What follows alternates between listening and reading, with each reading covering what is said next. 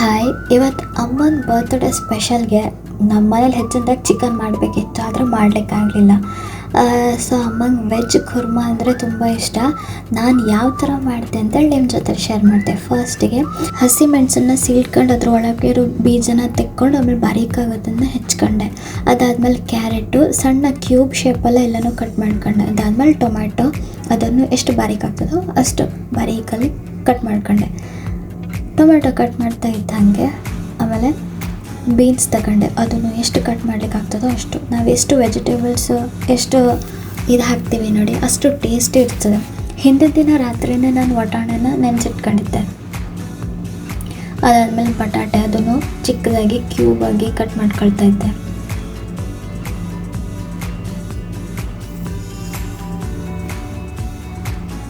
ಅದಾದಮೇಲೆ ಕಾಲಿಫ್ಲವರ್ ತಗೊಂಡು ಅದನ್ನು ನೀಟಾಗಿ ಕಟ್ ಮಾಡ್ಕೊಳ್ತಿದ್ದೆ. ಆಮೇಲೆ ಕೊತ್ತಂಬರಿ ಸೊಪ್ಪು, ಅದನ್ನು ನೀಟಾಗಿ ಹಚ್ಕೊಂಡು ಆಮೇಲೆ ಈರುಳ್ಳಿ ಎಷ್ಟು ಚಿಕ್ಕ ಆಗ್ತದೋ ಅಷ್ಟು ಚಿಕ್ಕದಾಗಿ ಅದನ್ನು ಹಚ್ಕೊಂಡೆ.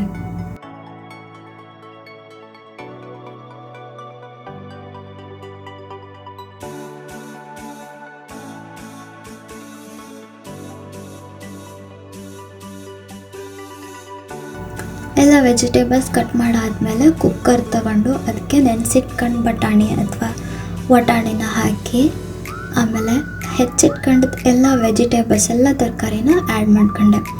ಬಟಾಟೆ ಹಾಕಿದೆ, ಅದಾದಮೇಲೆ ಬೀನ್ಸ್, ಕ್ಯಾರೆಟು,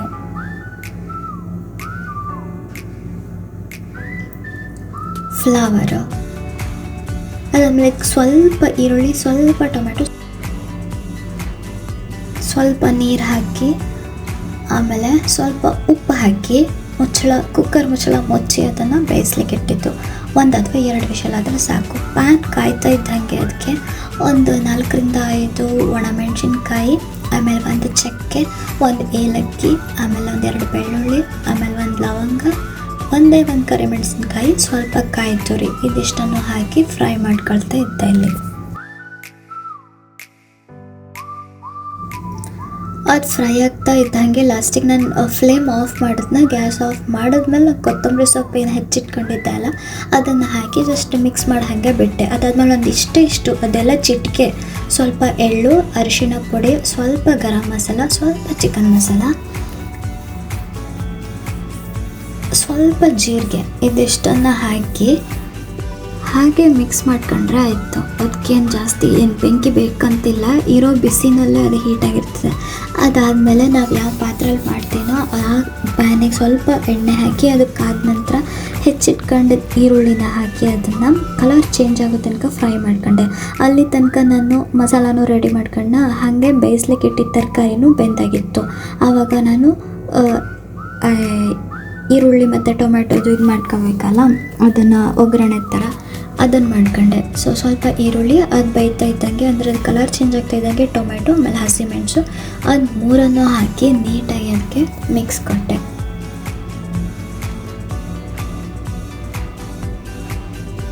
ಅದಾದಮೇಲೆ ಅದನ್ನು ಮುಚ್ಚಳ ಮುಚ್ಚಿ ಬೇಯಿಸ್ಲಿಕ್ಕಿಟ್ಟೆ, ಅಂದರೆ ಸ್ವಲ್ಪ ಕಲರ್ ಚೇಂಜ್ ಆಗಲಿ ಹೇಳಿ.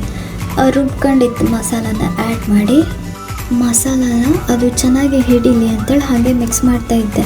ಅದು ಆದಮೇಲೆ ಬೇಯಿಸಿಟ್ಕೊಂಡಿದ್ದ ತರಕಾರಿನ ಅದಕ್ಕೆ ಹಾಕಿ ಹಾಗೆ ಮಿಕ್ಸ್ ಮಾಡ್ತಾ ಇದ್ದೆ. ಎಲ್ಲೂ ಹಿಡಿಯೋಕ್ಕಾಗ ಹೇಳ್ಕೊಂಡು ಆವಾಗ ಅದಕ್ಕೆ ಚಮಚ ಹಾಕಿ ಇದು ಮಾಡ್ತಾ ಇದ್ದದ್ದು. ಅದಾದಮೇಲೆ ಮುಚ್ಚಳ ಮುಚ್ಚಿ ಬೇಯಿಸ್ಲಿಕ್ಕಿಟ್ಟೆ. ಇದನ್ನು ಜಸ್ಟ್ 1 ಕುದಿ ಬಂದರೂ ಸಾಕು.